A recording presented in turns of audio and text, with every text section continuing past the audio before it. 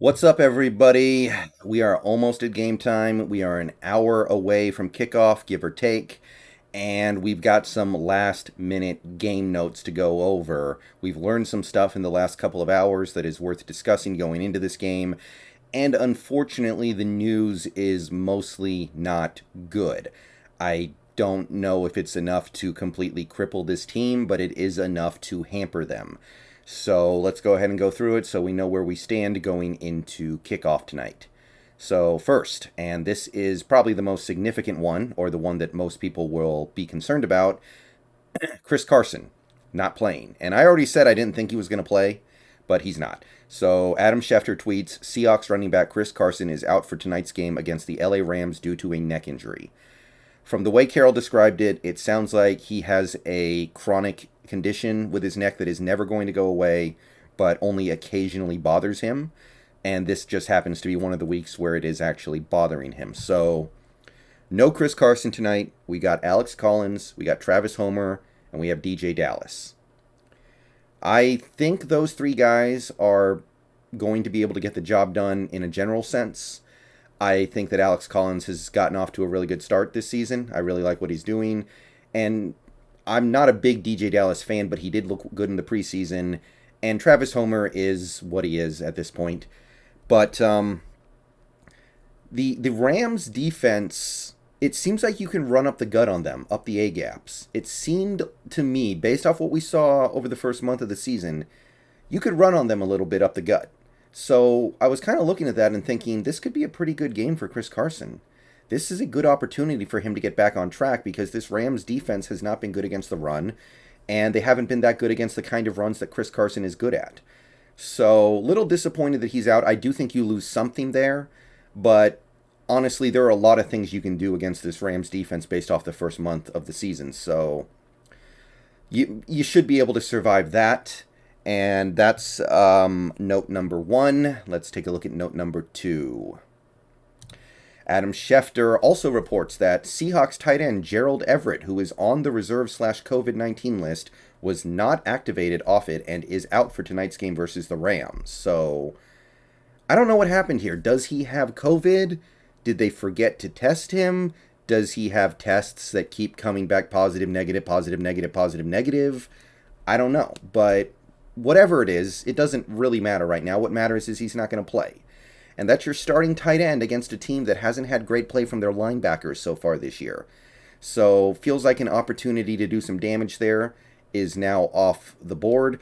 I know we won and played fairly well on offense last week without Everett, but I think this was definitely a game where you could have used him. This was definitely a game where his lack of presence will be missed. And I'm just kind of disappointed about it because I really do think utilizing our tight ends more is something that is important to this team getting to where they need to get. So I assume that he's going to be ready for the next game, and if not, then I don't really know what to say about that anymore. But very confused about how he didn't get two straight negative tests because I know he tested negative at least once. So I guess I just have to shrug my shoulders about that one and just let the team figure things out. But again, I don't trust this team right now. I have trust issues with this team, and when I look at something like this, I can't help but wonder if there was some degree of incompetency on display. Will Dissly, counting on you to have a good game. Need it. I think that tight ends are something that you can utilize against this Rams defense. So hopefully, Dissly's able to get it done. And there was one other thing. It doesn't affect this game directly, but I want to mention it real quick before we move on. Dwayne Eskridge is on IR, so he's going to miss at least the next three games, I think counting this one. So he's going to miss this game, going to miss Pittsburgh, going to miss New Orleans, and might be back for Jacksonville. And again, I'll say it. Under normal conditions, I would just be like, okay, he had a really bad concussion. It happens. But because I don't trust this team right now, I'm looking at that and going, are our doctors really bad? Did we mess up? Did we screw him up? Is he just... is there something wrong with him? I'm looking at all these different angles that I would normally never look at. I would normally just be like, oh wow, he got cracked really hard in the head. I hope he's okay. I hope he can come back later this year.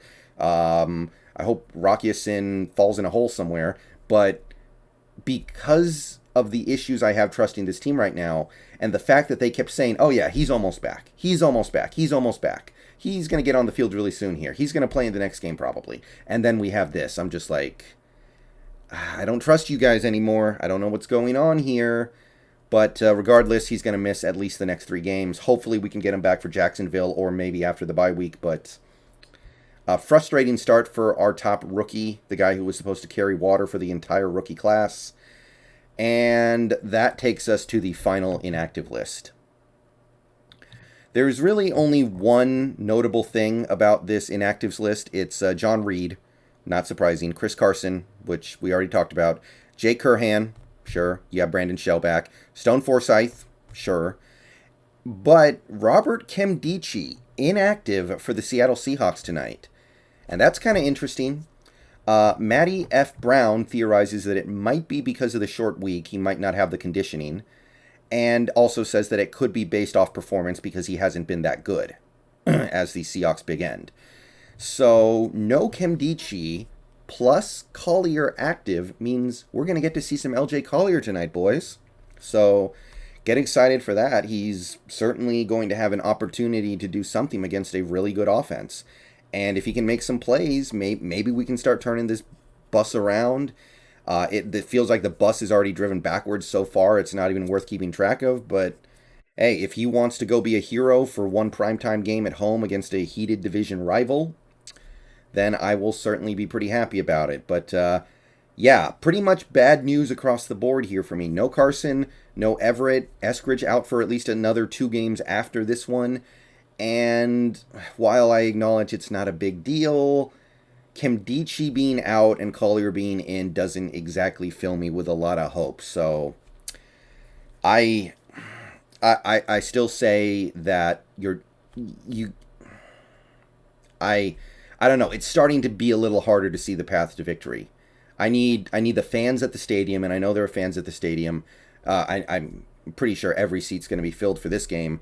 You got to affect the game in some positive way at this point. You got to do something to flip the game on that front because talent-wise, on offense, we're not where we need to be.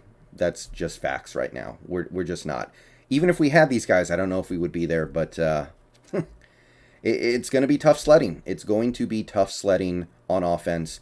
You've taken a handful of minor dings that have added up into something fairly significant, but you still got to play the game, and wins are going to count the same on the record, and losses are going to count the same on the record, regardless of who you actually put out there to play. So, see you guys after the game. Post-game video will be coming shortly after the conclusion of the game, and then we're going to be doing a post-game stream.